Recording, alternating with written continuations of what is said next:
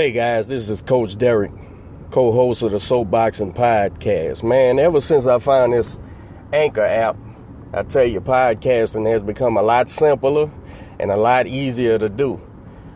They distribute the podcast over several platforms, and you have to do no work. I tell you, man, if you're interested in doing podcasting, you need to download the Anchor app. That's ANCHOR.FM. You can get started today with the Anchor app and do whatever your heart desires.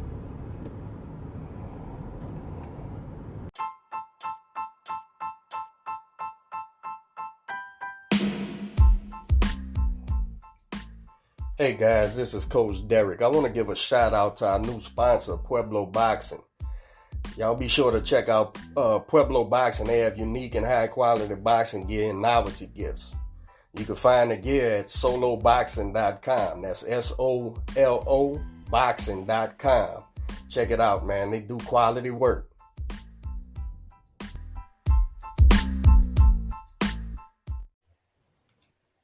All right. Good afternoon. Welcome to another episode of Soapboxing Podcast. It's your boy Manny Fresh, along with the pontiff of pugilism, Derek Collinsworth. What's the deal?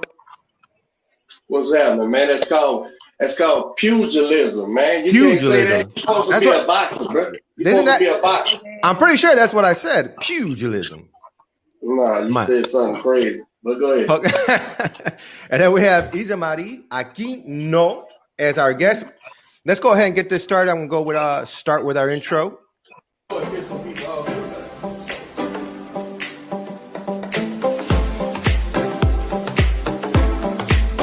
is hardware, man. S-C-A-A-D-O. Got the Latin American camera. They got some trainers say, and some fighters say, well, I don't watch videos of the guy fighting. I let the coach watch it. Wait, man. Guys, one thing we know for sure about Wilder, he hit you clean.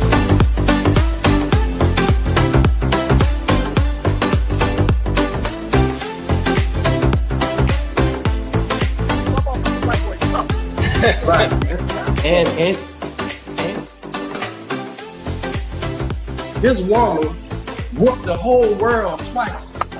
The whole world. It still gets me pumped up after every show. What's going on, man? What's the dang deal? D, how was your week? Long, man, long. I had car problems. I had personal problems. I got business problems. I got problems. Nah. You sound like a country song. I remember everybody walked into the gym the other day, told me he was having all kinds of problems. I said, man, that'd make a good country song right there. Yeah, that shit was depressing. Well, let's go ahead and welcome our guests for the afternoon. We're excited to have you on and talk about your boxing career and how it all started. ISAMARY AQUINO. First of all, congratulations on your pro debut earlier this year, at the end of the month of January. 1-0. How does it feel? Yeah, thank you. It feels great, to finally get started. It's been a long time coming, so I'm just ready for the next one. Nice. Do we have any word on the next one yet, or you just still? No, that's actually why I'm back in the gym today. My next fight date's on March 6th. Oh man, so you trying to stay busy, huh? Yeah, back to back. That's what's up. Y'all gonna leave the country again, or it's gonna be in the States? No, we're gonna leave again to Costa Rica. Mm-hmm. Nice. So why don't you tell us about that? How was that traveling to Costa Rica? How they treat you? How was it with the pandemic? What was going on out there? No, it was great, real welcoming. But obviously with the pandemic, there were restrictions, and they had their curfew at 9 p.m. where everything closed down. But it was overall it's real beautiful over there, and everybody was real welcoming. Were you nervous at all with the traveling, with the pro debut? How did you calm all those nerves? What were you telling yourself? The crazy thing is, I was kind of calm, the whole way there to, the weigh-in. The weigh-in is when it kind of hit me that I was like, oh, I'm here for real. This not vacation. Like, I'm in a fight. And like the fight day, like when I was getting my hands wrapped, like that's when the nerves started to kick in more. I was like, oh man, like I'm really about to get in there. But you know, all that kind of goes away. Like I won't say at the bell, because at the bell I'm still kind of nervous. But after that first punch that I get hit, I'm like, yeah. Like it's over. It's over. It's real now. That's what's up. How did I'm trying to see here. Did it go the distance on that bout? Yeah, it went Let's all see. 4 rounds. Nice. What did you take away from that fight? Good. I felt like I'm really adjusting into the pro style more because, you know, I just came from all these years in the amateurs. And it was real good for me to go all 4 rounds because I'm getting adjusted to it. That amateur career is very impressive, man. You started boxing in 2005? Yeah. And man, I'm just looking at all these accomplishments. 2014 national champions, first place. 2015 junior Olympic national championship. 2016, same thing. 2017 youth open, first place. 2018 elite national champion, third place. 2019 Eastern elite qualifier, second place. I mean, what am I missing here? 2018 youth continental championship, first place. So you've been pretty busy, huh? Yeah, and doing your dang thing. 2 world medals, Olympic trials, all that, you know, all that's prepared me for what I'm about to do now. That's what's up. Now I'm looking here. As you can see, Fresh is the talent of the podcast. I'm just the eye candy. Yeah, I knew you had an extensive amateur career, and it was impressive. That what was the first?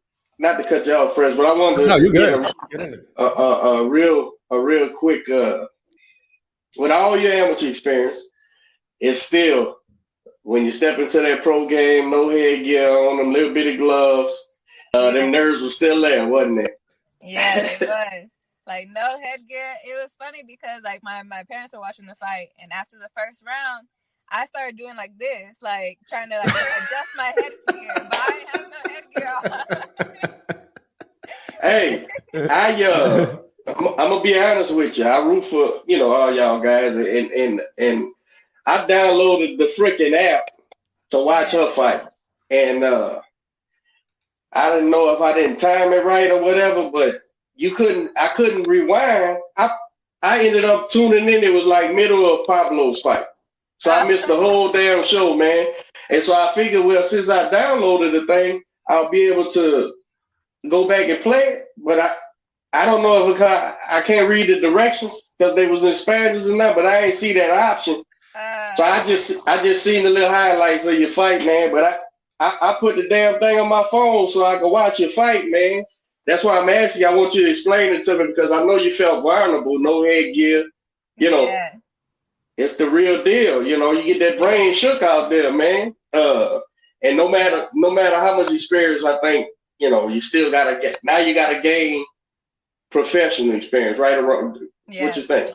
Definitely true, yeah. Because, you know, you got to get used to, like, not relying, like, on the headgear, not relying on the bigger gloves. You got to move your head a little bit more. You can't just eat whatever you want. Mm-hmm. I say I put them pro gloves on there. I remember when. But you know what's really different? Like, everybody talks about, like, getting hit with the gloves. It's punching with the gloves. That's a whole different feeling. Like, you could feel, like, the impact, really, of your punches. And if you're almost about to hurt your hand, like, it's crazy, yeah. Well, that's why I tell people it's so funny when you listen to different people who outside of the business, and they say, "Oh man, they got them gloves on it." Listen, man, an 8-ounce, even a 10-ounce fight glove, it's created it helps protect your hand, not the other guy. It's not no pillow on your hand. It's supposed to be, you know, put some what would I say? To brace your hand so you can hit harder. Yeah. It's not like it's a big pillow on your hand at all. And so when you put them gloves on, I imagine you was looking at them going, this ain't shit. This ain't nothing on my hands. I know, yeah, for real. Move your head. Move your head for real. Yep. I learned that one. Move your head. Yeah. That's why my strategy. I try to explain to you. I'm trying to break my opponent's hand with my head, but Yeah. you don't like me doing that. So No, that's I understand your thinking. But let's not do it. So are you signed? Are you signed with anyone? No, I just have an advisor at the moment right now that's moving me. Mm-hmm. Okay, nice. And so you guys are looking to be active this year, man. How's you going back in March? Yeah. How many fights do you want to put in this year? I think we're going for like at least 4, but we also got to think about like you can't move like a female too quick because there's like you'll move up quick. Right. Yeah. So where are you from?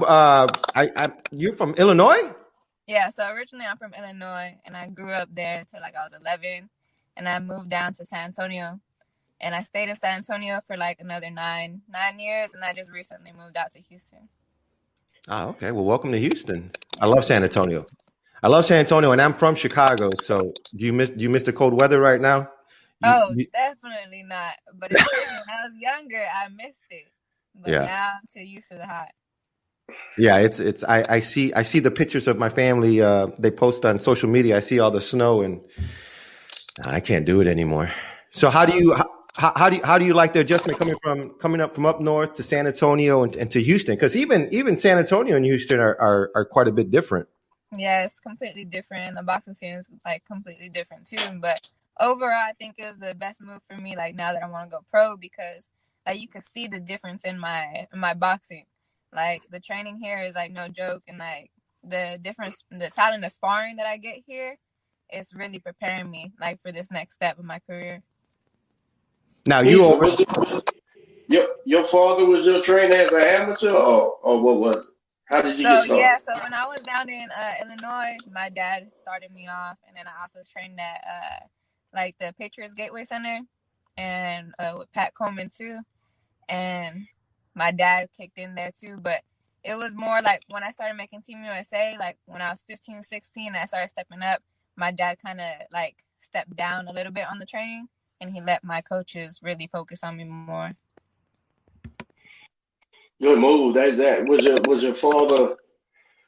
Did your father box, or was he just on a journey with you, learning on the job? What was the deal? So my dad, he used to kickbox a little bit, but he kickboxed because he liked to street fight.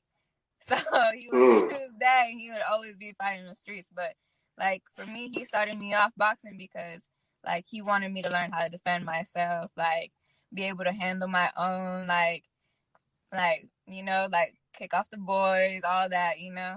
And so he started me off training like little kid stuff, and then as I got older, he switched from the boxing because the experience level wasn't like he didn't have that much experience with the boxing world. So he started switching into like strength and conditioning and focusing on my conditioning, getting me stronger and all that. I say that because that was that's always a calculated and a selfless move when I see fathers willing to, you know, say, hey, we need to get a guy now, or whatever, the USA coaches or whatever. Because I see the ones who don't do that and think they can do it on a level they're really not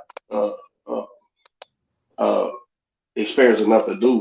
So when, you know, for your dad, I'm sure he said, hey, this is my daughter. I need her to keep getting better along with experience. So basically, when you got on Team USA, the coaching staff took over the coach's responsibility. Is what you're saying. Did you work with Jeff a lot? No. So I actually started working with Jeff more like towards like the end of my amateur career. So like, it was about 18 or so, 18 or 19. I started working with Jeff on Team USA, and then I had never even known that he was from San Antonio. So, and I had moved to Austin. So when I moved back to San Antonio, I started working with Jeff for a few months. And then I kind of went back with my old trainer after that. And now I'm out here. Are you, as far as being out, you know, I think we met at Maine first, maybe when you was sparring or something? And then Something and like that. then and I see you over there by Jay. Is K your head coach now, or who's head coaching you as far as No, for your pros? no. So Kay is head coach right now. Okay, okay. I seen my guy Evans down there with y'all in Costa Rica, right? Yeah, so he's my strength coach. How you like that? It's cool. It's definitely like different, but I feel overall, yeah. At the beginning, I was like struggling because also he likes to have us go on runs. He likes to have like lift weights and Swimming and all kinds of stuff. Swimming was the hardest part for me because I didn't know how to swim. Like I knew how to survive. Like I knew that survival swimming, but wanted me to do laps. That was another story for me. So I I did swimming got lessons and all that. I got a couple guys with Evans, and what happens is they look around and make sure the close is clear, and they say, "Man, this motherfucker's crazy, man. He's trying to kill us, man." But it's worth it though. It's worth it because I definitely noticed like the difference in my body and like the way I feel in the ring. Like I don't get tired. Like my lung capacity is a lot more now, so it's definitely worth it. But he do be crazy. Hey, and that seems like that's the unanimous decision. Everybody say, but he gets the results, so it seems like to me it's working. Yeah, crazy always gets the results. Yeah. Hey, listen, we're always big fans and big supporters of women boxing and the local boxing scene. There's no secret.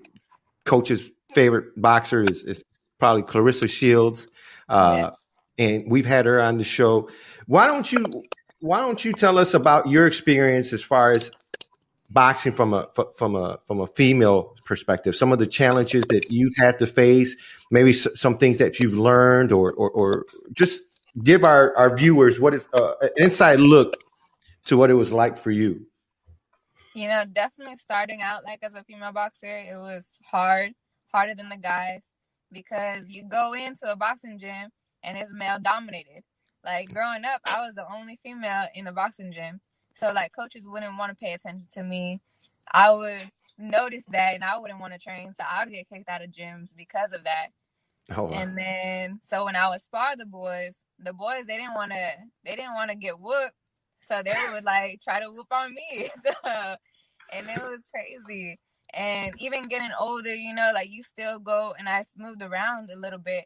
And so it was always like the same story. Like coaches didn't really want to work with me.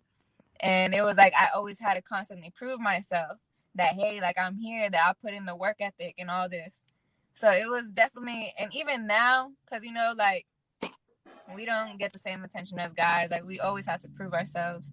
And even like now as a business, like we don't get paid the same, but we put in twice as much work as them. So it's difficult, but we love it. So we just keep on going. And one day we'll get almost equal, but it'll never really be equal. So. Now that you're in Houston, Houston has a lot of great female boxers as well. Have you been able to connect with them? Have you guys talked about, issues like this, or how's that been for you?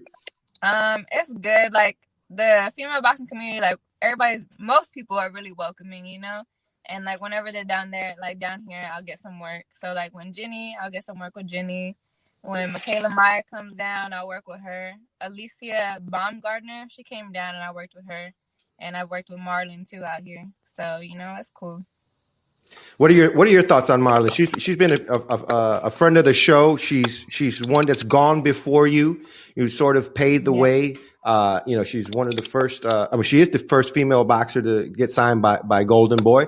So, like her or not, she's gone. She's gone before you. Do you look at her as a sort of a blueprint of, okay, that's how she did it. Maybe, I can follow in those steps, or, I need to think of something totally different to get my name out there. Yeah, no, growing up, like she was definitely the blueprint, because growing up, like I didn't like boxing like at all. So, and then I had like a deal with my dad that like when I turned 15 that I was going to quit boxing. And And that was before like the women were in the Olympics or anything. So when we saw that Marlon had made the 2020 like Olympics for females, like that's kind of like what piqued our interest, you know, like, hey, like we can do something with this boxing stuff. And then she was getting all these endorsements like from Coca-Cola, McDonald's, and she's a pretty girl like on the ads, and we were like, you know, like she can fight and she looks good for the endorsements, like, so she really was the blueprint like growing up. That's awesome. Yeah. But now, a lot has changed, though, right? I mean, back then she didn't have social. You know, we didn't have social media like we do now, and you see a lot of people making a name for something. You know, Ryan was a social media sensation before he's reached where he's at today. Do you look at social media as a tool as well? Yeah, social media definitely like can be a tool, but you just have to know how to work it, you know? Like that's how Ryan got so big. Like he has like 1 million followers, and like even people that don't follow boxing, they know about him. And that's so crazy because like when I was in high school, people would ask me all the time, do you know Ryan Garcia? Do you know Ryan Garcia? And I'm like, y'all don't follow a lick of boxing. I don't know about Ryan Garcia. But that's what's so crazy about social media, you know? I'm a big women's promoter, women's boxing promoter. I promote the sport. I love to watch the women compete. I think, and you touched on it a little bit when you said, you know, you gotta groom this career right at first because in 3 or 4 fights, boom, they want to throw you in there with a world champion and go time. And it don't matter if the world champion got 40 fights. You know, hey, it's your turn, step up. Yeah. But and so it's very dangerous. Like it's almost like it's the opposite of what most boxers, managers, trainers have to deal with. I guess outside of Olympic gold medalists or something. But you know, you're damn near pushing your fighter to get the fights, to get the stuff. Whereas the women, it seems to me, you know, overnight, boom, they'll put you on the tube and you'll be in there and it can't be over your head or whatever. But I think a lot gets said about the women not getting paid the same as guys, right? And clearly that must be true, you know, because the top gals say that, right? The top gals, they like, and with Clarissa going to MMA and all this, like I don't know the catalyst in that, but I'd imagine she's a prize fighter, so it's prizes, right? Money. Yeah. But here's the thing, like I don't want the girls to lose sight of this. Neither. I'm a fan of yours. Jenny, I love Jenny. Know her personally. Michaela, I've met her. I'm a fan of these gals, and I never want y'all to lose sight on this. You know, professional boxing is also it's not really a sport. Meaning the best in the world, it really doesn't matter half the time if you don't have something that they can sell, right? Because it's very capitalist, the business. So it's like when I hear the girl say, it's like, damn, it's a catch-22 because you only get paid if you draw views, right? Draw used to be, it used to be butts in the seats, but now with this year, I don't even know the math and how it works with not having people there, but a girl or woman, lady, however, whatever's the right. I like to use lady. I don't say female. I think female is like for fucking animals and shit. You know, that's a female dog. You know, this is a woman. But I say female. Okay, but that's I think I'm just old school like that, right? Somebody call my wife a female, I'll probably punch him in the mouth. But here's the thing.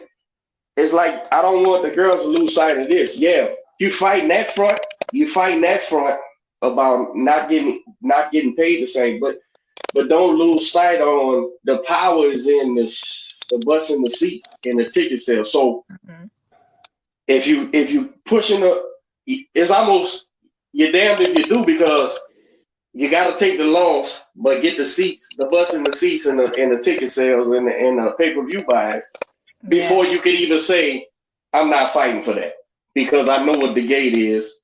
I know how many people is buying in my, and that social media may be a good barometer for fighters like yourself to say, my social media presence. And plus I'm seeing, hey, let me see the ticket sales, which ones click whatever thing that came through me or whatever the case may be. But it's almost like you got to take the loss up front, right? To prove that you can sell a fight before you can tell these people, because it seems like to me, the promoters, that's what they're going to hold over your head. Yeah, I hear you. You a big star and all that, but we put Willie on the undercard and Willie sold them tickets. They always going to try to say that shit. Whether you Willie or another person, they always going to try to beat you like that. So you need to try to find a way to mass prove you're the reason why people are showing up. Become the reason why people are showing up. And then the money, then you got an argument to say, and what's the argument? The argument is this. Fuck you, I'm not coming. I'm not fighting.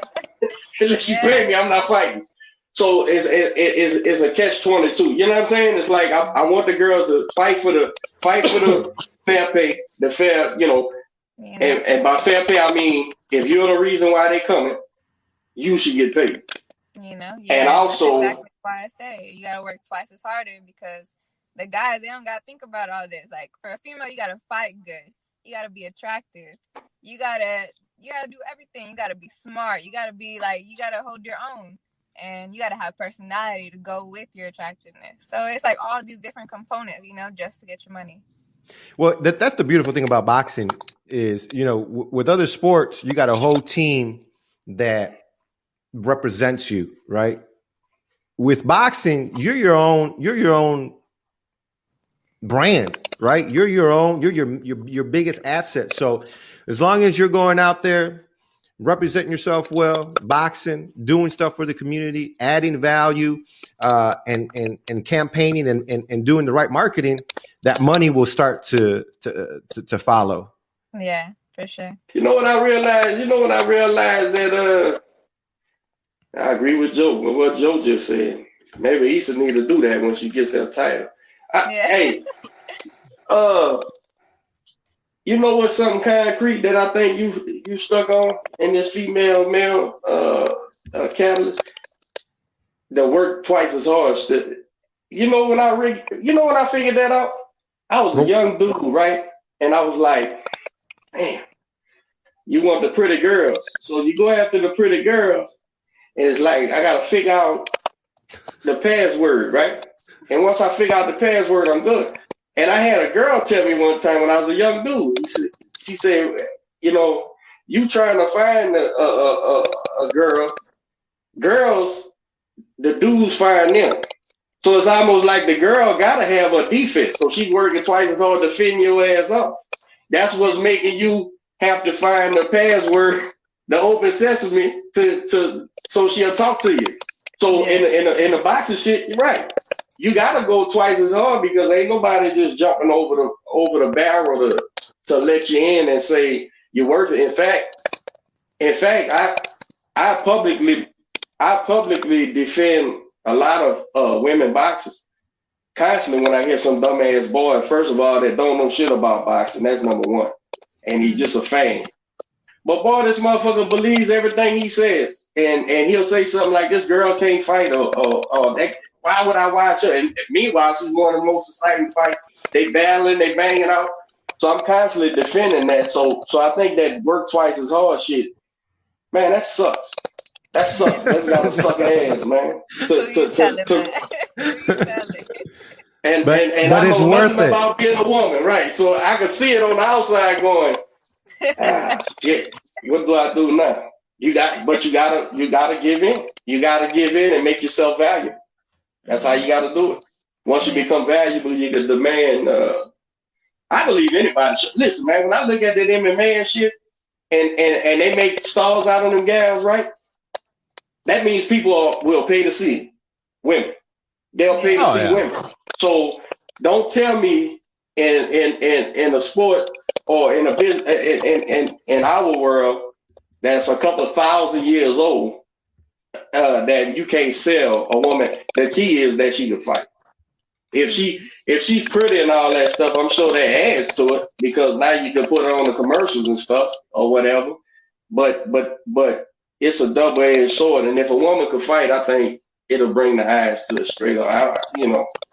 Yeah. I imagine women having to put themselves out like that because, Bernard Hopkins, one of my fucking favorite fighters ever, boy, he ain't no matinee item, and that never played a part neither. Nobody said Bernard Hopkins too ugly. I don't want to watch him fight. Nah, that's stupid as shit, right? But women, I imagine women come across that, and here you are trying to fight. And motherfucker worried about what you dress like and what you look like prior to the fights and shit. Yeah. Yeah, it's rough. That's rough. Who do you like in your division? What are some names of that you want to go after as you progress in your career? I think it's way too early for that right now. but you gotta have someone. You got when you close your eyes and you thinking about you. There's someone you got your ex on. I think about arresting, waiting for my day. That's what I think about. I think it's way too soon to be talking about that. But I'm just taking it one fight at a time, working on my craft, working on getting better. Cause I have my faults just like any fighter, and that's all I'm working on right now. You 130s? You 130 pounds, right? You fight at 130? What you fight at? 118. So the goal is to get down to 118. So my next fight is at 120. 26? What you fought at? I fought my debut at 25. Oh, okay. Yeah, but my second fight's gonna be at 120, and then ultimately getting down to 118. Why the hell I thought you was a super featherweight? Did I read that somewhere? You put that, but I don't know. Yeah, you should have told me don't put that, man. I have to read that somewhere. No, I didn't know. That's why I showed you before I posted, man. If you say it right, tell me something. But it's because I guarantee I read it. I didn't know what 125 was in like those words. Well, 126 is featherweight. Yeah. So 30 is super featherweight or junior junior lightweight. I knew the goal is bantamweight. So. Okay. Well, I read it somewhere. I promise you, because I know you're a little bit ass girl. I see you, but I just. You was like, how did she get to 130? I read it though. I promise you. Probably on box rec or something. We have a viewer, Geraldo. What's up, Garcia? A lot of views last night at the bare knuckle boxing main event. Hey, I didn't get to watch it. I was working, but I seen that picture that you posted, Derek, of those two female boxers. What I missed, bro? They fought. Okay. First of all, I don't proclaim to know any kind of fighting except boxing, right? You know that, Fred. I watch it all. I watch an MMA fight if it comes on my radar. I watch it. The bare knuckle shit. Well, that was the first time I ever watched a bare knuckle fight, and it was because a couple of buddies on Facebook were saying some women was fighting on the bare knuckles. So I say, well, shit, let me check it out. Before the women, I was watching a fight. It was a Vietnamese guy out of the United States. I forget his name, but he was in the bare knuckles. But he was a pro boxer. Man, that shit was brutal, man. He was fighting a MMA guy, and the MMA guy was undefeated in the bare knuckles. And but now they boxing now. They it's punching. It ain't kicking. And I think they allow them to tie up or whatever. I don't know the lingo that they use, but I'm watching and I'm going, man, there's no fucking way I would want any of my fighters to ever go down this path, man. It would have to be like at the end of their career and they just cashing out and somebody's giving them $100,000 to go because they used to be something. Because that's some vicious shit, man. And the two girls, I think they said the girl that was the headliner, the main event, she was an MMA girl. Like I had never heard of her, but and then she was fighting someone. Man, that shit was brutal, bro. Oh, that shit was brutal, man. And because it's like that's funny, that's funny for a fight guy to say that, but shit. And I done hit people with all sorts of shit. That shit was brutal, man. That I was like, you know what they do? It was like a scratch line, like dog. I don't know if y'all know anything about it. I ain't never fought dogs, but I know about the sport. Or My bad. Is it a sport or is it called like a travesty? I know about the travesty. Anyway, they got a scratch line in dog fightings, right? And you bring your dogs. The two owners bring their dogs to that scratch line. It's called scratch because you got to go up to that line and start fighting. And if your dog don't scratch, he loses, right? Or jumps out the thing, he loses. Man, they got a big ass circle ring. It's some ropes, but it's a scratch line in the middle of this motherfucker. And I'm going, man, they fighting these people like dogs, man. And the ref said, come up to the scratch line. And they came up to the line, bro. And he said, go. And they just like it really ain't no. Was there an app? Was there an app for this? Or where'd you watch it at? You gotta order it. Just like everything, everything's an app, but here's the thing. I gotta catch it. That shit was brutal, bro. But of course, the little Asian guy who used to be a boxer, he kicked the white dude's ass. Because the white dude, he fought like an MMA guy, just throwing punches, leaning into it and shit. But it was back and forth. The white guy was giving him the business. I think he was the champ. But I was like, man, this shit is brutal, man. It's like, Issa, how many times you listen to somebody that don't know nothing about boxing, and you'll be watching a magnificent prize boxing match, and the people and the fans, especially like in the club or a sports bar or something, they bored. They're like, oh, they not even fighting. And you going, are you not watching this shit? Oh, look at these motherfuckers. It's like for these people. It's for the drunk people at the bar who just want them to stand there and throw punches. Because that's all the boxing is out the window from what I could tell. You know what I'm saying? And I'm sure there's strategy. And shit I don't know nothing about. So if I'm overstepping my bounds, bare knuckle fighting championship, fuck you anyway, because I don't know nothing about it. But I ain't trying to shit on it. But if you want to watch like some chicken fights, like some cock fights, man, go watch that shit, man. Them boys was brutal, man. I ain't gonna lie to you, man. That shit was vicious. I think this would be a good time to go ahead and disclaim that we at Soapboxing Podcast do not condone or encourage any dog fighting at all. As a matter of fact, we're against chicken it. Fighting, dog fighting. I just don't want no lawsuits. Now, don't get me wrong. A human being wants to get in the bare knuckles, all power to him. Go do it. I'm gonna watch it. It's like a car wreck. I'm gonna watch that shit. But it ain't much science in it. Don't look like. It don't look like. I could be wrong. It's two left shoes, but man, that one girl, man. And here we go. Let me show my chauvinistic side. One of the girls was a real pretty girl, right? And like at the beginning, she was real pretty. and you could see because they said she was like a MMA. She wasn't a boxer, I don't think. I could be wrong, but I never heard of her. But I think she had some UFC or something. And man, she was a real pretty girl, man. And the other girl, she wasn't the other girl. I wouldn't describe her as ugly or nothing, but one of them was clearly the marketable.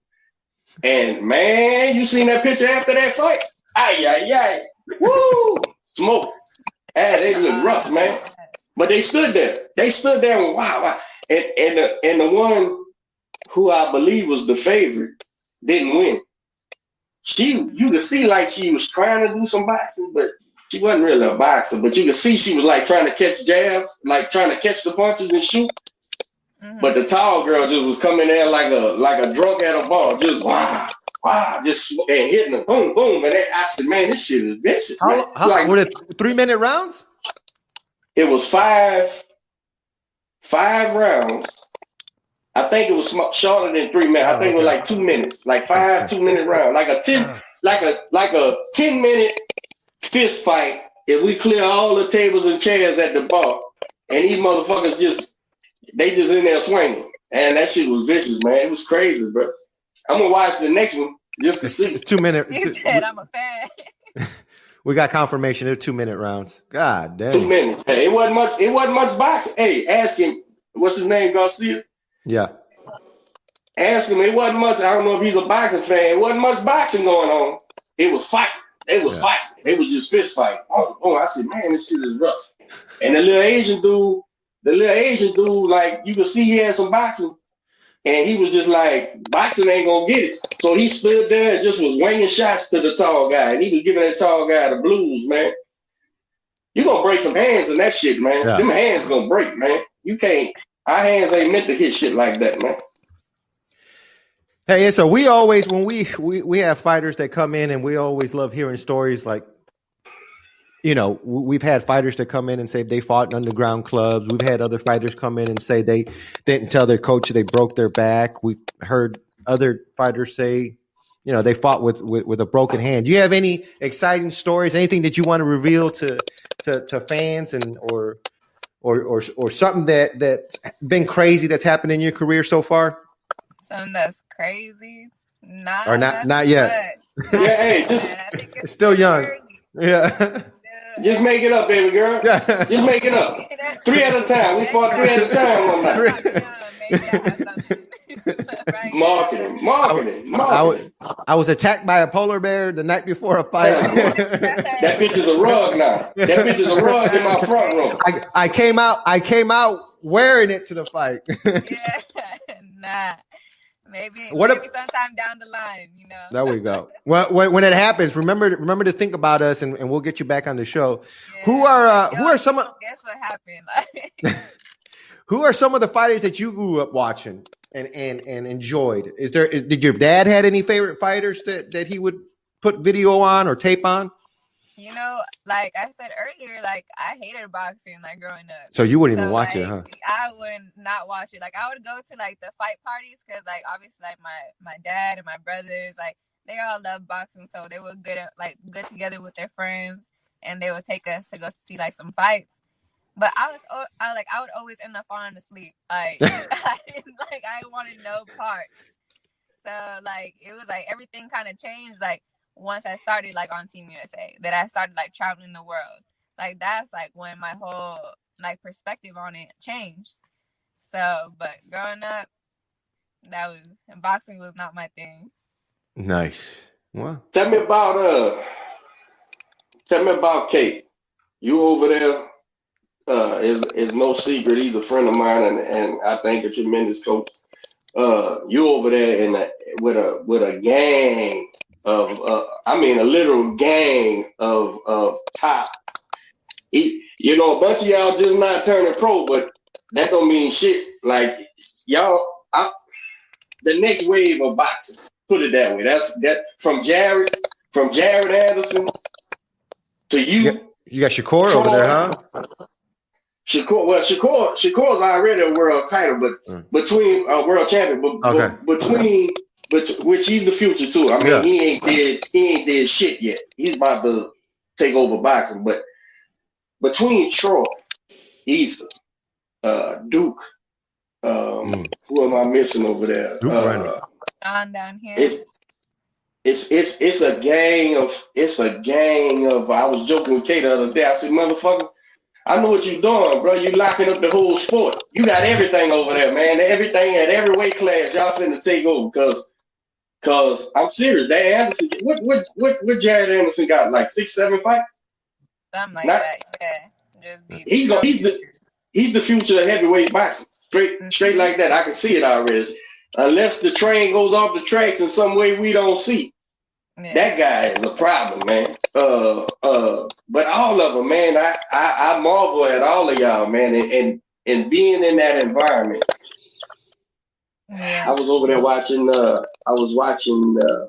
Keyshawn for the first time in person, right? Mm-hmm. And he was in there sparring, and Shakur standing there, so I walked over. I said, "Is this little motherfucker like a right hand to you, bro? What?" And he's like, "Yeah." And I'm like, "This motherfucker so cold." I'm like, "Man, being in that environment with all of y'all top fighters, man, there's no way that y'all not feeding off of each other, learning every day." Yeah. And I told Quentin, I said, "Look, man, when you there during the day, because I can't come during the day till the weekends." I said, coaches it looked like they just bringing lunch sacks over there to them boys, man, and throwing them shits in the ring. It's rough, man. Them boys could fight, man. Everything in there could fight. So, Kate, I'm gonna get Kate on this show before it's over with, but just asking you about it. He's your trainer. Some of the things that you're picking up, some of the things you appreciate over there working with a trainer like that. Yeah, Kay is like basically the whole reason why I decided to move over here to Houston, to train with him and work with him, because I had met Kay like when I was on Team USA, like my first year. And just ever since that, like all the pointers that he would give me, like everything that he would work with me on, like that shit would work and it would trans over to the fight.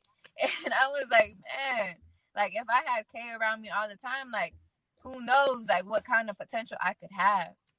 And so I started coming down here in the summer because that's when Kay started doing his training camps down here. So I would come from San Antonio, I would stay like a week or two out here, and I'll go home for a week and then come right back out, because that's just like how the level of training, and it's not so much that it's like the difficulty, but it's more skill wise, like technical wise, that he's like fixing certain flaws on me that other coaches won't see, but he'll see. So, he just sees things from a different perspective. And I think that's overall what draws like all these top level amateurs to try to, so they're trying to out their pro careers. And that's why they go to him, because he sees like your flaws, he sees like your errors, and he works with you on them. He's a hell of a trainer, man. And meeting him a couple years back, when Quentin made the team, and he was like, as their relationship grew, he was like, Coach, it's a trainer out here, man. He knows boxing. Now that sounds arrogant, but I developed Quentin from the beginning. So Quentin learned fighting a certain way, So he was like, nah, Coach, this motherfucker knows boxing like how you know boxing. I'm like, what? Because I don't meet people of the same what you just said. Think about it in a way that I think about it, because I ain't trying to be arrogant or nothing, but that think about boxing the way I do. And so when we first met, one of the first things Kate told me, shit, we met and worked the corner in Vegas together.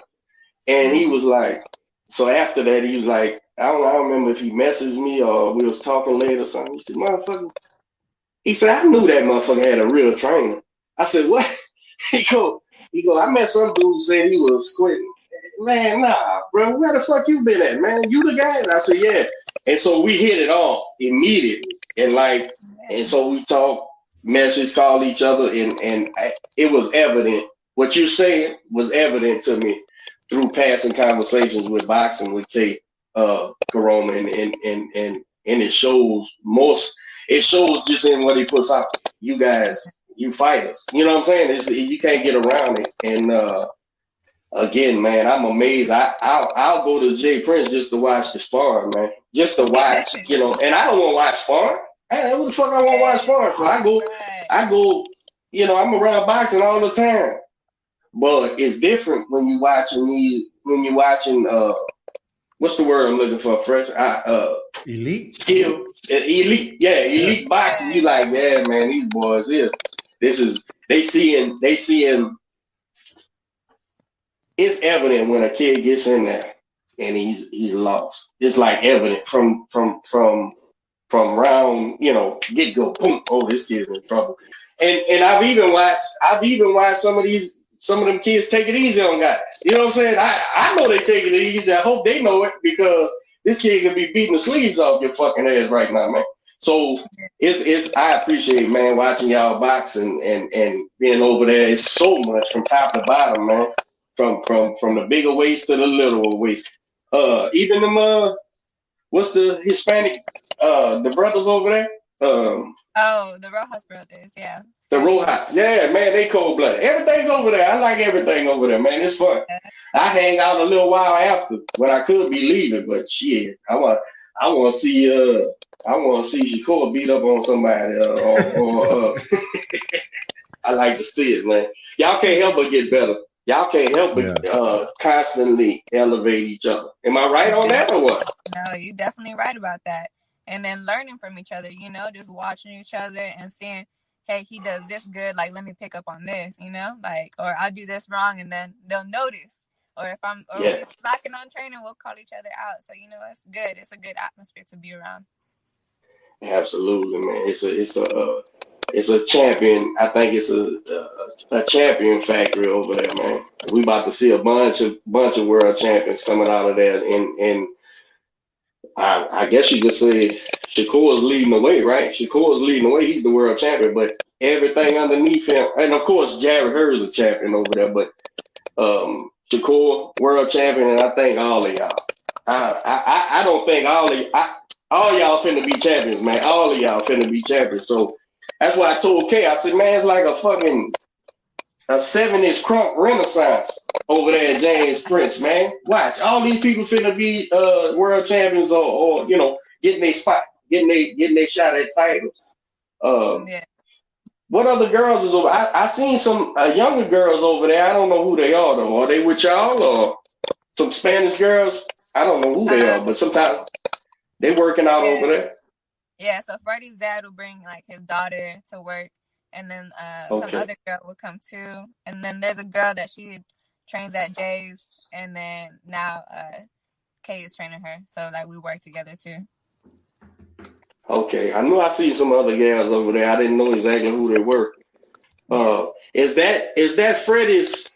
Who's the guy that be with them mostly? Is that their dad or brother or something? Oh, that's the dad. Okay, I met him. Yeah, I met him too. They working, man. And you got them other trainers that's over there. I think was over there prior. I think James Johnson's over there. I think what's my man over there? God damn, what's his name? He got a nickname. Anyway, it's a fact. Kool-Aid, my man Kool-Aid. Yeah, they over there working, Jack. Yeah. So you say March, you got another one. And how can people watch it on the app again? On the app. Is it gonna be? So don't erase it. Don't erase the app. I'm gonna keep it then. Yeah, don't erase the app. I missed the fight. I said, "What the fuck? I need this shit for? I can't understand what they saying." Yeah, get that Rosetta Stone. Man, well, we appreciate you coming on the show. Where can people find you at social media? Y'all can find me at ISAMARY AQUINO, exactly how my name is spelled on the screen, and on all social media platforms. That's what's up. And then you got the fight coming up in March. Well, again, we want to congratulate you on your pro debut. I'm sure you're going to have plenty of more victories coming along this year. Welcome to Houston. Man, it sounds like you're kicking ass over there at Jay Prince, being surrounded by great champions. Any last words you want to give out to the viewers before we head out? Thank y'all for tuning in and supporting. Somebody call. Hey,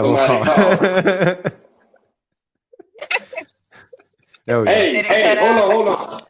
Hold on before you leave. Give me right quick, just rapid fire. Your top 3 women's pound for pound and top 3 male pound for pound. Who you got? There's no wrong answer. Easier because I don't watch men, but Clarissa, obviously she got to be in there. Michaela and Katie Taylor. All right, and what about the guys? Man, I'm not even gonna comment on that one because I don't be watching the men like that. So let me not offend nobody. All right, so y'all follow. Yeah, you cut out. What you were saying? You was cut out for a second. Yeah, because my mom going crazy. But that's gonna be honest with y'all. But thank y'all for supporting me and tuning in, and I just can't wait to see what this journey has for us. So that's what's up. Well, we look forward to having you back on the show as often as we can. Good luck. We'll be watching and supporting. Coach, any last words? Oh, no, big fan. I'm going to be rooting for you. I'm going to see you around up there. And I'm going to make sure I set an alarm or something so I don't miss the next one. If you got a link, somebody got the fight, send it to me. I want to watch it. I want to watch the fight. I caught like one round, I think. And that was it. Somebody shared. That's cool. I got you. Yeah. All right. Well, we appreciate you tuning in once again to another episode of Soapboxing Podcast. And we want to thank each and every one of y'all who continue to subscribe and support. We appreciate the love. Our goal is to reach 1,000 fuck it. We were going to do it by the end of the year, but I said we reach 1,000 by June. So we have 4 months. We're halfway, a little over halfway there. Fuck June, man. Let's go with May, man. So y'all make sure you like and subscribe and share to our channel. We'll see y'all next week. Have a great weekend. Peace. Bye, later. Bye. Bye. Thank you, Issa. Thank you.